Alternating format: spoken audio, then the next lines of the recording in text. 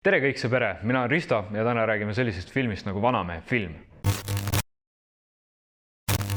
Nii, ma ausalt arvasin, et ma sellest filmist rääkima ei hakka, kuna samuti nagu ka teiste nende arvustustega, mida te siin viimasel ajal näinud olete, siis ma nägin seda eelmine aasta, aga ma ikkagi tundsin, et ma pean midagi selle kohta ütlema, sest Eesti tegijad ja Eesti film, eks. Millest Vanamehe film räägib? Vanamehe film räägib siis loo lastelastest, kes lähevad vanamehe juurde suveks külla.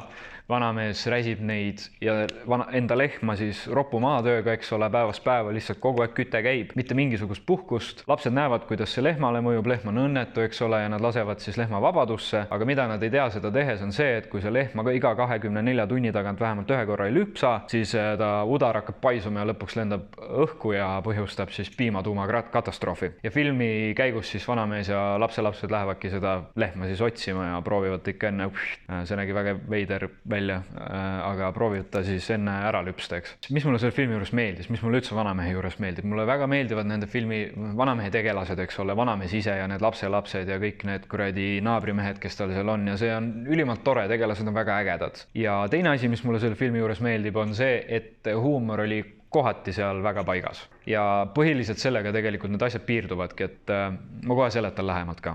Kui ma seda filmi vaatamas käisin, siis kinos mulle see väga meeldis. Ma olin välja tulles täiega rahul, ma rääkisin sõpradele, et see on hea film, mida iganes, aga nagu mida päevad edasi läksid, mida rohkem analüüsin, siis ma sain aru, et see film oli lihtsalt kohati nagu liiga absurdne. Et ärge saage valesti aru, mulle väga meeldivad absurdsed filmid ja mulle veel rohkem meeldivad filmid, mis ise teavad, et nad on absurdsed, ja Vanamehe film on kindlasti film, mis saab ise ka sellest aru, et ta on absurdne. Paraku selle filmi puhul, sa esimese hurraaga lähedki vaatama ja sa oled nii rõõmus ja sa oi vanamees ja need tegelased ja nii äge, eks. Aga lõpuks sa saadki aru, et tegelikult see lugu seal ei ole nagu mitte midagi erilist. Ma arvan, et oleks võimalik teha ka film, kus on samamoodi need ägedad tegelased, aga anda neile rohkem siuke hinge minev lugu ka juurde, et visata neid mingite siukeste olulisemate probleemide ette või lahendada need probleemid kuidagi paremini. See film puhtalt nagu rõhuski sellele, et ta on nii absurdne ja see paraku minu jaoks, mida päevad edasi läksid ja mida rohkem ma selle peale mõtlesin, nii hästi ikkagi toiminud, et see esimene hurraa oli väga võimas, aga pärast ma sain aru, et see film ei ole väärt seda, ma seda uuesti vaataksin. Ja muidugi mind häiris see ka, et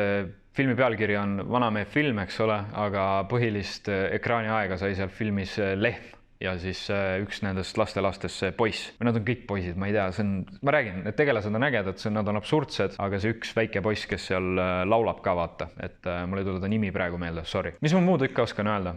Kindlasti, kui te ei ole seda näinud, kuna see on Eesti toodang, vaadake ära, toetage omasi, et nad saaks tulevikus veel midagi paremat teha. Ja ma väga loodan, et kui nad tulevikus võtavad asja kätte ja viivad seda frantsiisi edasi, nad kindlasti teevad seda, sest selle filmi läks lihtsalt nii hästi ja Eesti rahvas võttis selle tegelikult väga soojalt vastu, siis et nad leiavad seda aega, et keskenduda sellele loole ka natuke rohkem ja teha seda kuidagi, nagu ma ütlesin, siis hinge minevamaks. Ma ei tea, mida see isegi tähendab, aga et ta jõuaks meie südametesse veel rohkem kohale, et sellel lool oleks lisaks sellele absurdsusele, mis ta jubedalt naljakaks ja toredaks teeb, ka natuke rohkem hinge. Jah, see on kõik. Kindlasti andke teada, mis te sellest filmist arvasite. Kui te ei ole seda veel näinud, jällegi eelmise aasta film, siis kindlasti vaadake seda. Ja kui teile meeldib see, millega ma tegelen, siis kindlasti jälgige mind ja näeme järgmine kord.